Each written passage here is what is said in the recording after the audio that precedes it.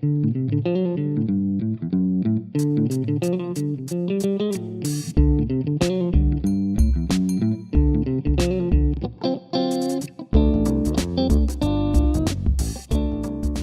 everybody, welcome to the How Does That Happen podcast. I'm your host, Mark Yaffe, along with your co-host, Mr. Dave Mancarelli, and this is episode 4 of How Does That Happen. And how does that happen? How did we make it to number 4? How do we get to 4 episodes? I don't know. Well, there's been some bumps along the way. Certainly. Some missed calls, some drop lines, but we're very fortunate to have A-list headliner. Amanda's been doing this thing for quite a while, and there's a reason he has staying power, because he's one of the funniest stand-ups working today. You may have seen him. He's with Bob in the 70s, I believe, and still going at it stronger than ever today. Welcome to the show, Bob Zany. Thank you, Mark. It was 77, so I'm not that old. Well, actually, we're the same age, so that's debatable. We are? Yeah. Well, I'm sorry about that. I got you by like 6 months. Unless Wikipedia's lying. You know, we spend a lot of research time on Wikipedia, which, of course, nothing but accurate. Oh, it is. That's where I go for all my facts, there in CNBC. But I'm excited to be on the podcast with you guys, and I can't wait to talk about competitive eating. Well, you know, when the food's free in the comedy world, it can be a real challenge to out-eat the feature at a buffet. Now, Bob, you've never done professional competitive eating. You've done some amateur competitive eating, right? I won a pie eating contest in the 8th grade, and that was the start of this whirlwind tour of comedy for me. You love the attention, evidently, and it just took off. Well, it is about the attention. It's not even about the food, because after the 5th hot dog, you go, I don't know. Well, that's before it went big time. That's the problem. And as you guys have happened, you're on the road and they ask you to judge contests sometimes, and I've actually judged a chili cook-off twice in Wisconsin, and by the 5th bowl, you're going, I don't know. Chili cook-off in Wisconsin just doesn't even sound right. Don't try to embarrass us that we don't have any credits, and you're going to come and talk to us about all your great credits, like judging chili contests in Wisconsin. Don't try and make us feel bad. Dave, let me just say something. If I can't name drop, I'm hanging up right now. Bob, before we go any further, I need to ask you, this is important, off the topic real quick, but this is important. Last time you were at Laugh Factory in Reno, you left your picture of Jesus that you got at the thrift store in the green room, and it's still there, and I think will look really nice in my man cave, and I'm wondering if I can just have it. Nope. Thank you for clarifying that. I didn't think so, but I had to take a shot. I'm going to be back there in October, and I plan to pick that up. All right, good. I had to take a shot. You know what? It's funny. I do the Goodwill tour where I go to Goodwill and buy things, and I've left stuff in various cities, but the one I think this stands out is I left Halloween pantyhose in Israel. And the pantyhose, it was a great gag because the pantyhose had cobwebs all over it, so I said, married women can wear these year-round. Nice. And that is a thing. I know we're going to get to your record thing that we're going for, but that's a thing that you do. That's a real thing. If people that are listening have never seen Bob, like you do. You go to the thrift store in town. I've seen pictures of you at the thrift stores here in Reno, and you buy some stuff, and then that night you have a joke for it.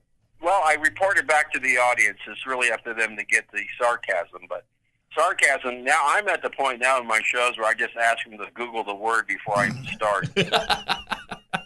So 77 you started. So is that 40 years in the business? 40. I think 41 now. Going on 41. I was 15 when I was on the Gong Show. Child comedian. Yeah, 1976. Yeah.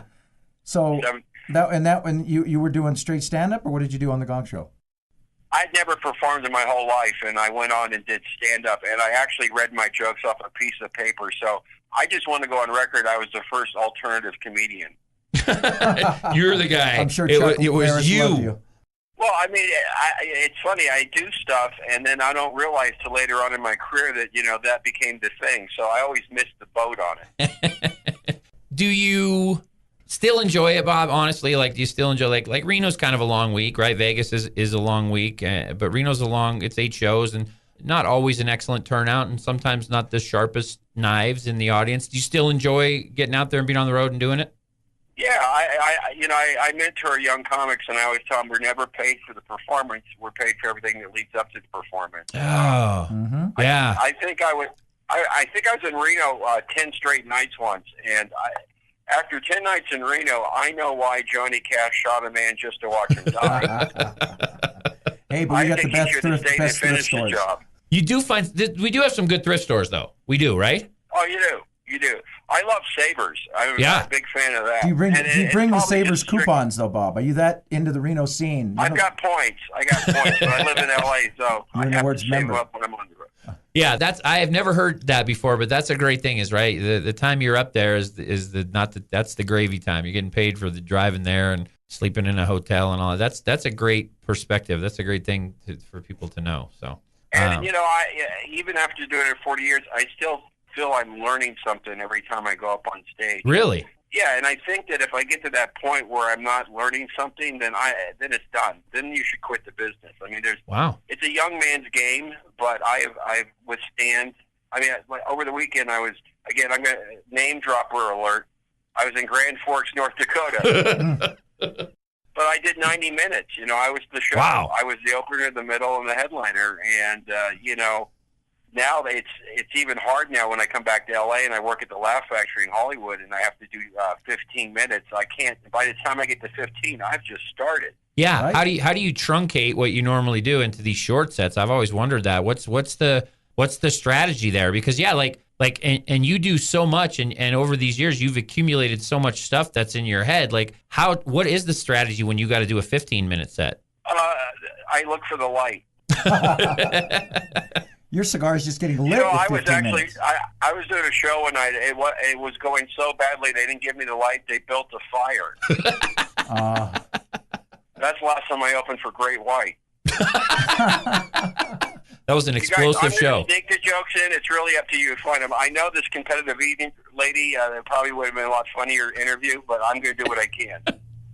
Now, also, too, like I've seen you lots of times. We've worked together, and I've watched your show a lot of times, and it's always something different. Again, with the stuff that you found at the thrift store, and you seem to kind of thrive on the audience kind of being not difficult, but sometimes there are people that don't get what you're doing, and you seem to kind of thrive on that. And I always love when you start to kind of make that part of the show. Does that help to keep it fresh after all these years?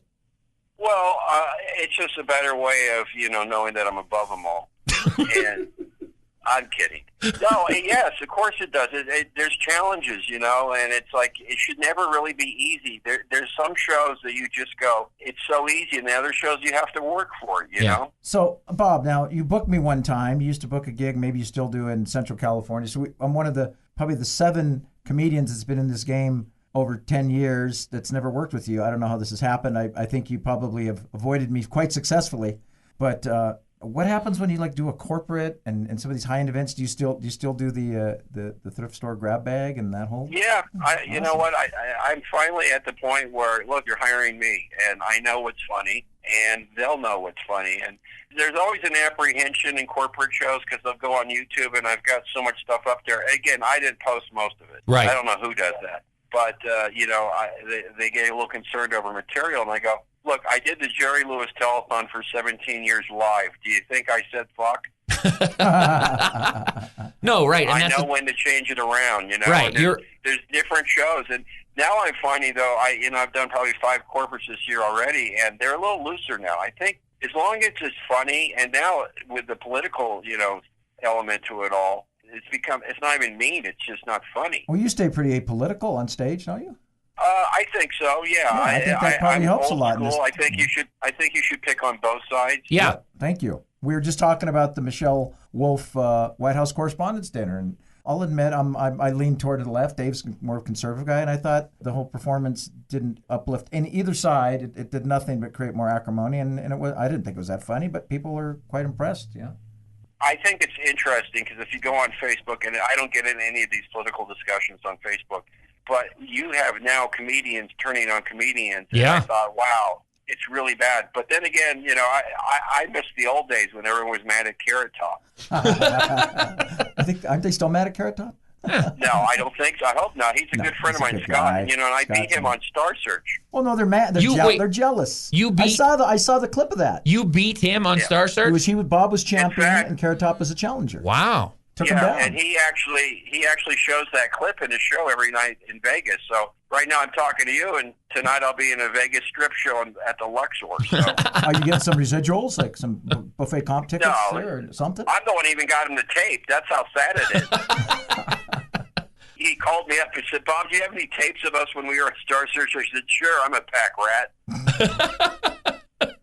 Is there, in all these years now in the business, and I know this is a kind of a bullshit boilerplate, hey, morning radio kind of question, but it's always interesting to me. And maybe you don't, like you just jumped on the Gong Show and did some stand-up when you were 15. Did you have influences? Did you have guys that you thought made you want to do stand-up?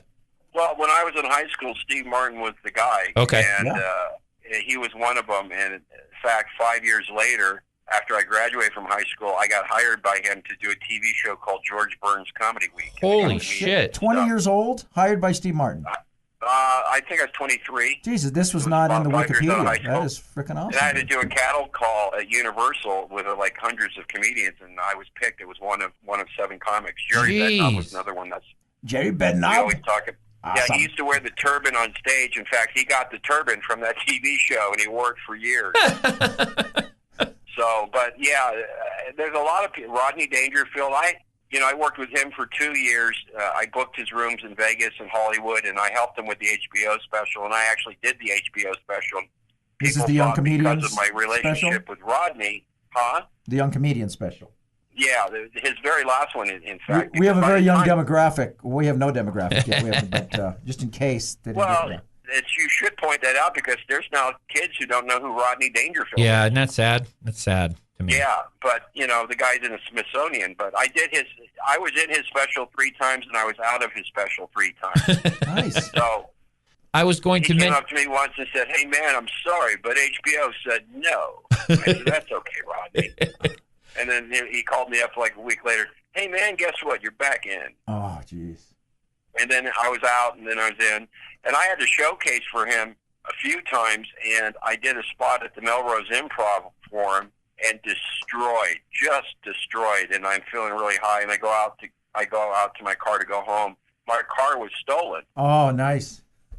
And Rodney, I wasn't doing props. I had props up to that point, and I just did monology for Rodney, so he put me on the special.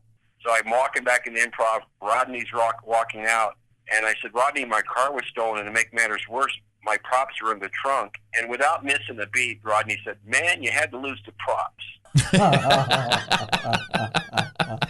That's just how he saw it, So, and then about 5 years ago, I did the Billy Gardell Road Dogs show on Showtime, where he showcased comedians who had been around for a while.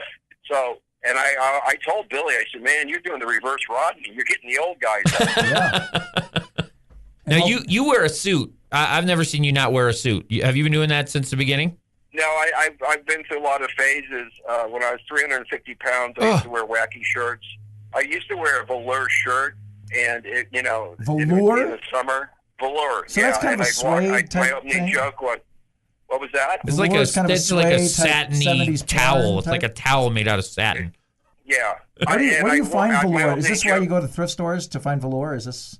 I didn't know where you find velour. No, I haven't worn it in years. Okay, Mark, just let go. I just like saying velour. I'm sorry. Please continue. Anyway, so that was my opening joke was, sorry, I thought it was velour shirt night.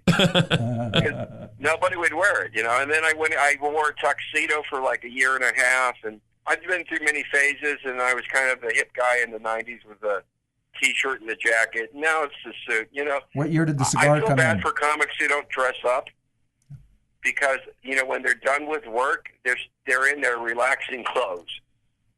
And I look at it as the monkey suit, and, I have to go to work. Right. No, I think that's a respect for the audience and stuff. And the two guys you mentioned, Martin always in a suit and Rodney always in a suit, Yeah. I like that. So, yeah, as bad as you look in a suit, I like it. Well, I always say that people say, well, describe yourself. I always say, I'm old school meets new school with a back-to-school chaser. That's perfect. That's perfect. What year did the cigar come into the repertoire? The cigar was just like I picked it up. I remember it was like the late 80s, and I just brought it on stage just to goof around, and that's when I started saying, "Bay, bay, and stuff like that. And I was doing a throwback to the old comics, and so that's what happened there. It's interesting. When I worked with Rodney, I remember being in his hotel suite in Beverly Hills, and he showed me old clips of him on the Ed Sullivan Show. You think the kids don't know who Rodney is? Yeah. Let them Google Ed. And he was like doing his "I Get No Respect" half-heartedly, and you could see it was developing. You know what I mean? Oh, he was just starting to bring it into the thing, huh? Yeah, he was just bringing it in. Wow. And you get to see the evolution from where it was to where it went. Wow. And he told me once that, he had his club Dangerfields in New York, and he said one night Jack Benny came in. And Jack Benny to him, and again, another name that these kids should know who the hell. But they probably know who Fred Allen is. Anyway,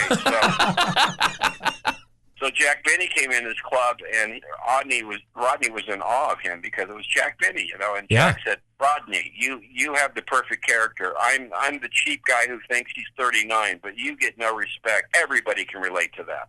Wow. So it was a nice compliment for Rodney. Yeah, I guess Jack so, Benny, and that no cemented kidding. that. That certainly cemented that, I'm sure. So Yeah. So the record that you're chasing. Oh, go ahead. Yeah. Real quick before you, just given your body of knowledge and depth. I thought you were going to ask him about his body. Just given your body, have you ever thought about just writing a history? Your perspective history on comedy. I know you have your Close But No Cigar DVD, which came out about documentary, and that covers probably about 5% of my career. Yes, I'm sitting in my office and I have bulletin boards with notes everywhere. I'm going to write a biography. I certainly hope so. That's what misses. There's such a lack of history now, especially with the new comics and the new younger audiences. I mean, it's sorely needed, and I think it would be a great read. Well, right now, the title that I'm playing with, it's going to be entitled Plan C, Baby. It all started with the word no. Right. Because like Star Search, I got to the semifinals on Star Search, but I auditioned for it 4 times and was turned down. And then the producer was on a plane, and they were playing clips of the Rodney Dangerfield HBO special, and he saw me on that. That's when I was ready for Star Search, after I did an HBO special. Kid needs some credits. Yeah. Anybody else that we might know that you took on Star Search besides Carrot Top? Well, Gene Pompa, who's sure. Facebook.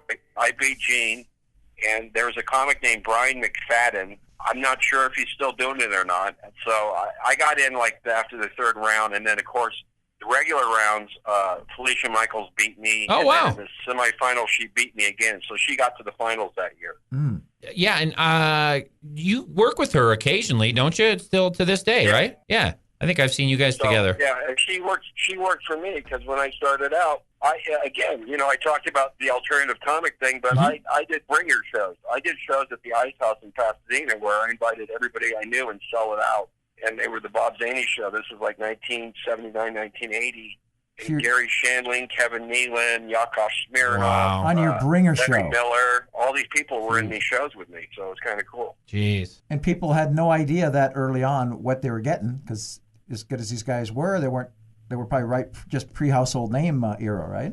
Yeah, they were. I mean, they were getting some television and stuff like that, but they hadn't really hit, obviously, or they wouldn't have been in my show. So now, go ahead. It was a magical time back then. I started going to the Comedy Store right out of high school, like 3 months after the strike in '79, and did the showcase thing for Mitzi, and went through a lot of stuff like that. Where I was made a regular Monday, unpaid regular, they called it, and I get a spot on Monday when I called in. So I get my first spot, then next week I call in and says, "You've been taken off the list." Oh my God! Jeez. Did you the first time you showcased for Misty? Did you pass the first time? Well, I think I did because I got the unpaid regular spot, but and I showcased her a few times, and once she said to me, "You should wear a hat that says Zany."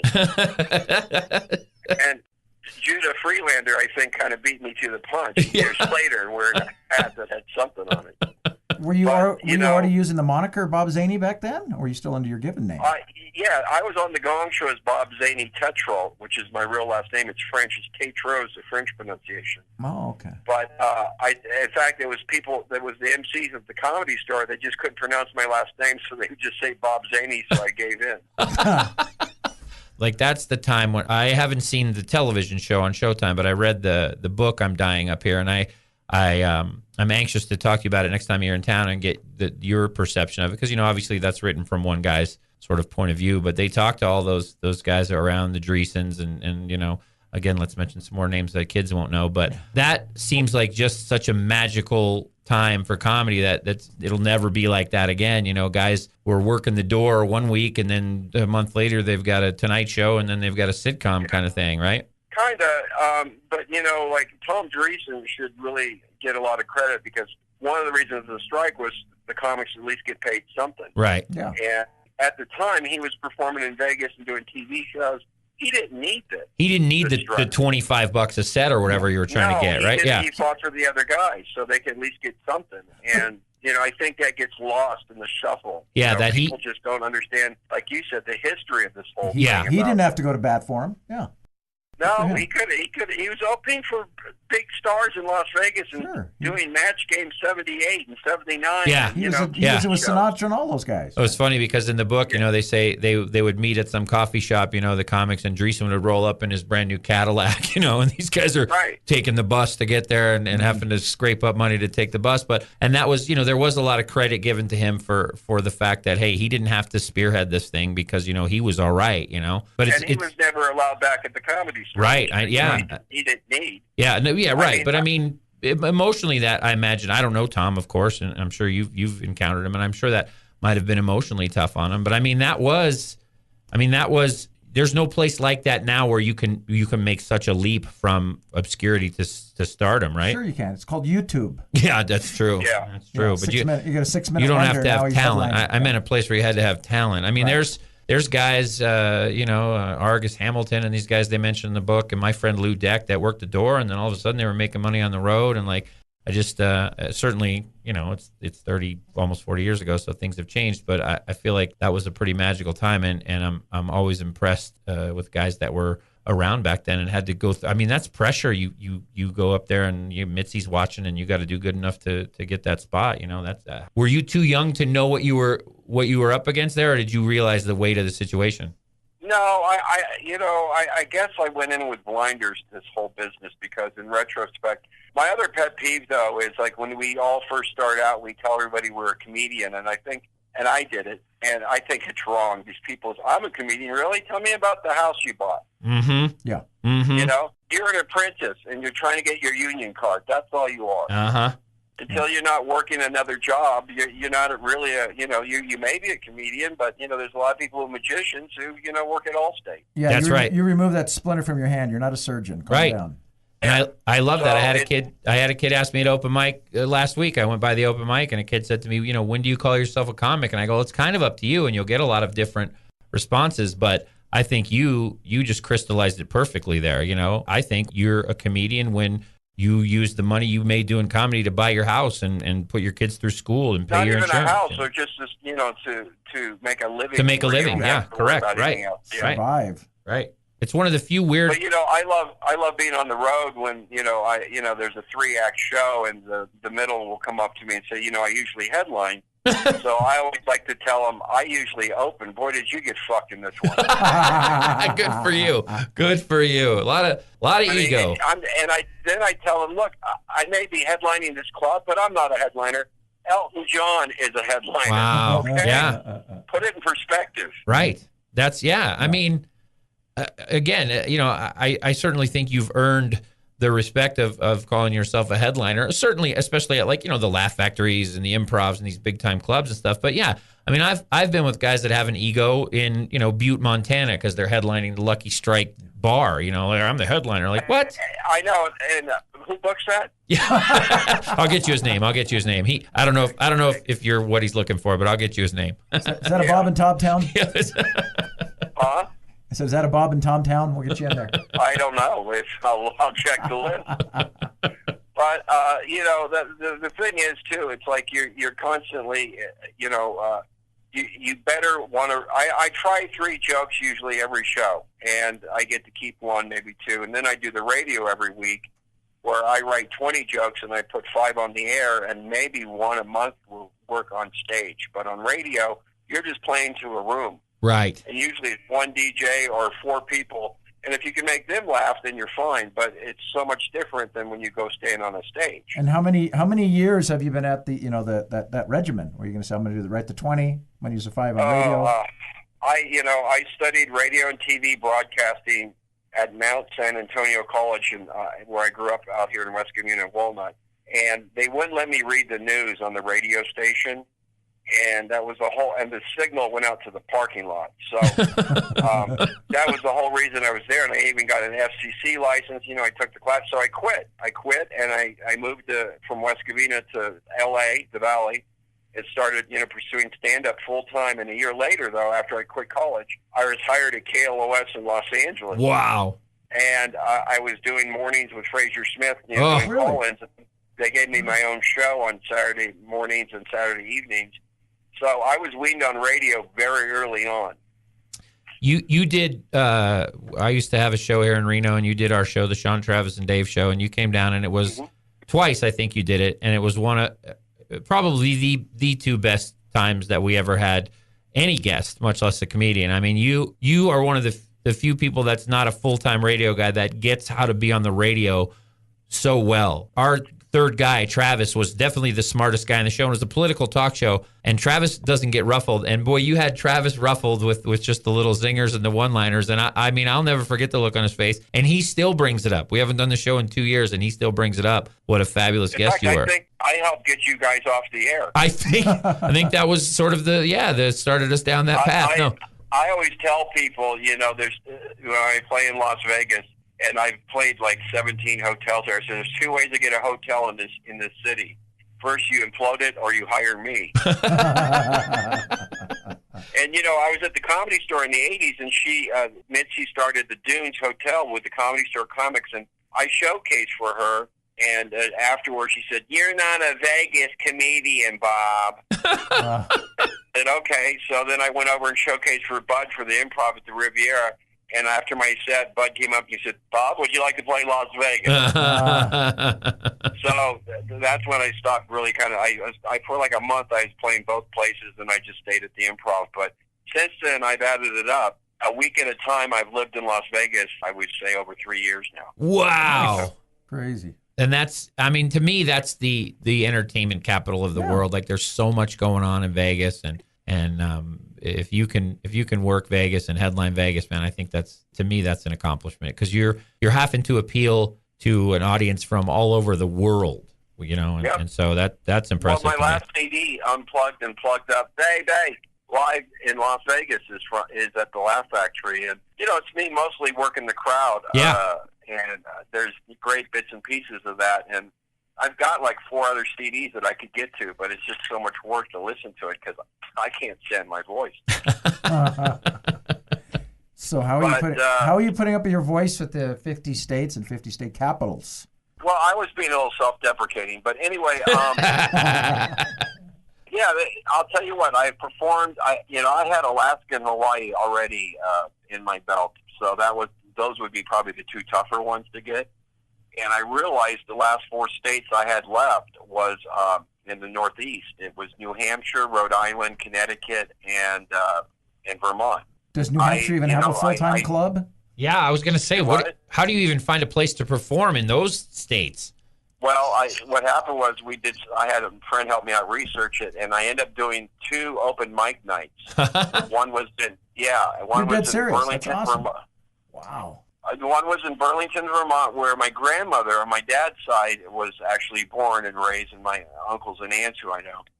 So I had never been there, so I did that. That went really well. I ended up staying after the show, and they wanted me to talk to all the comics in the area and give them some advice or whatever. Oh my God! How long since you had been on an open mic? It was just an open mic, but I got Vermont out of the way, and then the next. And how many years prior to Hampshire. that since you did an open mic? I had probably forever. Yeah. Then I went. Did the comics in Burlington, Vermont at the open mic know who was there with them? I mean, I'm not trying to, kiss your ass too much, but did they know, who you were? Did anybody recognize? Half of them know. The ones that, really pay attention, they knew. They couldn't believe I was there. Yeah.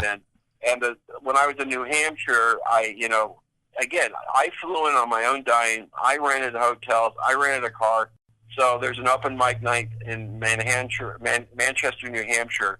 And I get there, and I go up to the guy, and I said, yeah, I'd like to sign up for a spot. And the guy turned around and said, I'm sorry, this is a closed open mic. So I said, well, my name is Bob Zany. And before I could say anything else, he said, well, yes, you are. You're going up. Nice. And then when I went to Rhode Island, there was a place, or was it? Yeah, it was Connecticut, South Haven. And I went to this club. It was a weekend club called Jokers. And I go there, and the door person said, you got to go talk to someone at the box office. I go to the box office.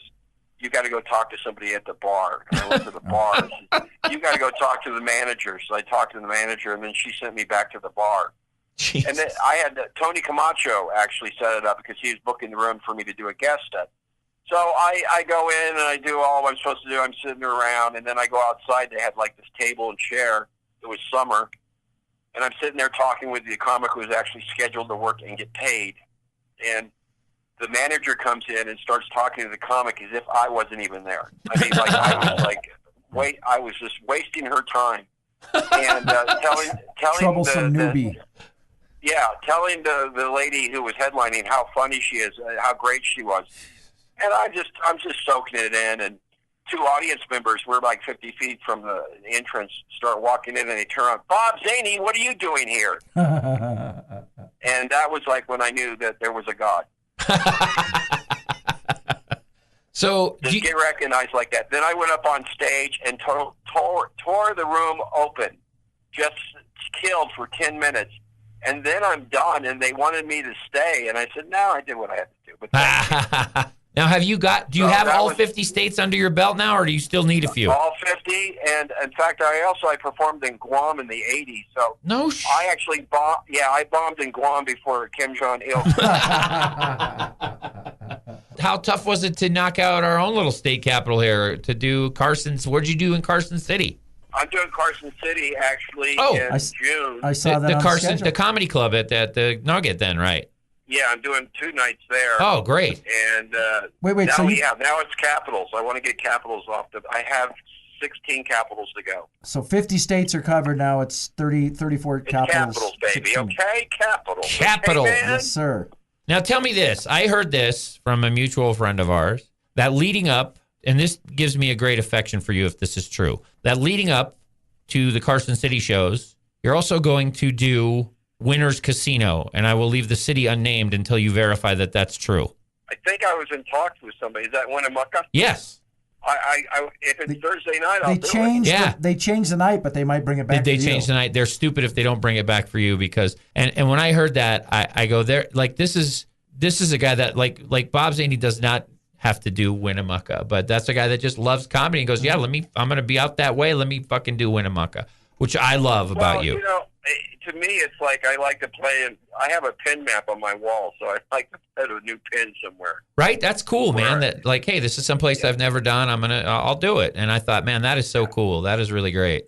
And you know, the beauty of that philosophy is I put my finger in a lawnmower once, so I will never do that again. So yeah, you can put that pin in there, and then you can just remember that I don't ever want to go back to that pin. No, it's not that I'll go back. The money's good, but sure, right. Well, I didn't. No, I like playing places I've never been to, because now, I mean, that kind of keeps it fresh too. Sure. So, and then this just occurred to me too. Speaking of places that you've never been in, and places that you not necessarily would expect to see Bob Zany. Mark Yaffe and I, my co-host and I, were at Liquid Lounge in Boise the week after you. Yeah. And the upstairs toilet was clogged, and I blamed you. Oh, thank you. Oh, the condo. Yeah, at the comedy condo. I blamed you. And I'm going to admit it right now. I'm going to admit it right now on this podcast that it was not you, Bob. And I want to admit this to our friend Mark right now. It was me. Confessing it was you, Dave? It was me. And you tried to claim it was Bob Zany. I tried to blame Bob Zany. I said Zany was here last week. It's residual. Poor man on it's residual from Zany. 40 minutes, and now the truth comes out. I just had this moment of such affection for both of you that I felt like I wanted to make that clear. I think it was overwhelming guilt. That too. Such a great Dave, can I say something? Yeah. If you weren't such a snowflake, you'd know how to unclog that. No, yeah, Yaffe had to do it in the middle of the night. Yeah. I was at 2 a.m. I was hauling up buckets of hot water. I had a wire hanger in there. I make my own plunger. You don't even need any of that. It's all about pressure. So just fill the thing to the brim and see let it fall. Unless you throw in a pineapple. See, folks, you not only get comedy history from Bob Zany, that's right. You get plumbing advice. Plumbing tips, yes, household tips. Yeah, you got it. It's easy. But you're right, not for me, because I am a snowflake. I panicked when Mark said the toilet was clogged, and I was glad that Mark was a real man to handle it. Yeah, real man, with the buckets of hot water. Lugging buckets of hot water. Like I was delivering a baby trying to clog the toilet. Yeah, real man. I went to Fred Meyer the next day and got liquid plumber. That was manly. Oh, look, there you go, name dropping with Fred Meyer. We were at the Fred Meyer in Boise. I stopped at Dutch Brothers on the way to Fred Meyer. Then I hit Elmer's on the way back. Menards reference. We don't get to play all those Midwestern states like you do. But. Oh God, and it's like I know all these places. Like Sonic. It's not. There's no Sonic in L.A. Hardee's. Have you ever been to a Hardee's? Hardee's is Carl's Jr. Is that what it is? In L.A. is Kroger. Yes. Yeah. What do you think that star is? That's the Carl's Jr. star. And when he goes to when he works back east, he enjoys Hellman's mayonnaise on his Subway sandwich east of the Rockies. Because it's not best food. Yes, exactly. I guess you've been reading. You're right. You love the Wikipedia page. No, I don't think that was on yours, but I'll add it in after the show. Go ahead. But yeah, so that was the goal, and I accomplished that goal. It was like 50 by 50, and it was right before I turned 51, so I felt good about that. That's great, yeah. And also, as a performer, my wife has forced me to watch American Idol. But I listen to the comments of the judges, and it's so true. It's like, if you stay in just one city, you're not going to become a great performer. You really have to get on the road. You really have to get out there and play to all different audiences. And, I have a friend here in L.A. who, during the presidential election, he said, I want Trump to win, but I think it's going to be Hillary. There's no way she can't win. I go, you know what? I've been out in the Midwest. I got a feeling he's got a shot. Yeah, dude. Right? Until you go to these places and you see, you can't live in a bubble. I told all my West Coast friends that. They said, Hillary's no. All you see, I was in Ohio. All I saw was Trump signs. But I talked to people. They hated Hillary. You get isolated in your region and with your group of people, and you don't understand that. Yeah. I did a podcast in Boise. I think there's an old joke about, Walter Mondale, when he ran against Reagan, and the political elites in Washington couldn't believe that, Reagan won or whatever again. And he said, I don't know how. I mean, everybody I know voted for him because you stay in a bubble. Yeah, no, absolutely true. Absolutely true. So we should wrap up pretty soon. You've been very generous with your time. Yeah, thanks. What's been your favorite? What was your favorite state or venue, or what's a Bob Zany sweet spot just to go like, hey, I'm home when I'm not home. I like the ones where the check clears. So I played the Funny Bone in Boise many years ago, and they bounced the check on me, and I would call every day and let the receptionist know, I'm calling about the check that bounced. But, I don't know if I have a favorite spot. I mean, I like Las Vegas. To me, it's like I'm a casino guy. I even like Reno, you know? But to me, I guess you said it, but I mean, I like being home, knowing I can come to my own house after the set. Yeah.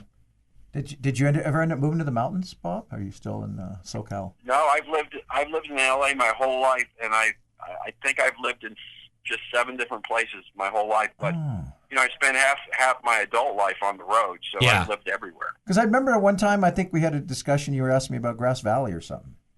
Well, I live in the valley in LA, and it's I see what I paid for this place that I call. You've heard of the term fixer-upper? Well, this is a teardown. Anyway, but, you go on the road, you go, I can have all that for this. But anyway, I don't know. We'll see what happens. One day at a time, baby. Okay? Baby! Okay. Keep getting those checks cashed. This is about the checks. Now, BobZany.com for folks. I can get some great merchandise. The official T-shirt of this podcast, of course, is Wake Me If You're Horny. I highly suggest anybody wearing that shirt while listening to the podcast, so it's win-win. And I'm on Twitter, @Bob Zany or @Bob Zany Podcast. I actually have my own podcast. Over 100 episodes from Stephen Wright to Carrot Top. And Billy Gardell and Harlan Williams and Jimmy Pardo, and I forget Bob and Tom, of course. Those are great. Christy Lee. If you're an aspiring comedian or comedy fan, you should definitely check out that podcast. You have to listen to those. That is history. Yeah. You're going to learn some shit from these guys. Yeah. Yeah. If you're just a fan. The thing I learned too was interesting. I always ask the really successful guys and gals, I said, "Did you really see this success?" And they always say no. Maybe I should stop seeing success. Yeah. Maybe this visualization lower the bar, thing lower the bar, idea. lower the bar. Yeah.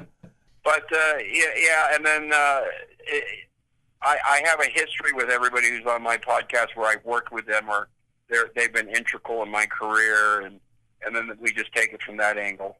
And they're only like 30-something minutes, so it's easy here. Yeah. All right. You can stop beating around the bush. I'll be on it. You let me know when you want me. Yeah. Because I know I've been integral. He's beating on the bush that we've been on for 45 minutes. Gotcha, he has to go eat dinner. Can I hear? So seriously, yes, thank you for being so generous with your time. We appreciate it. BobZany.com.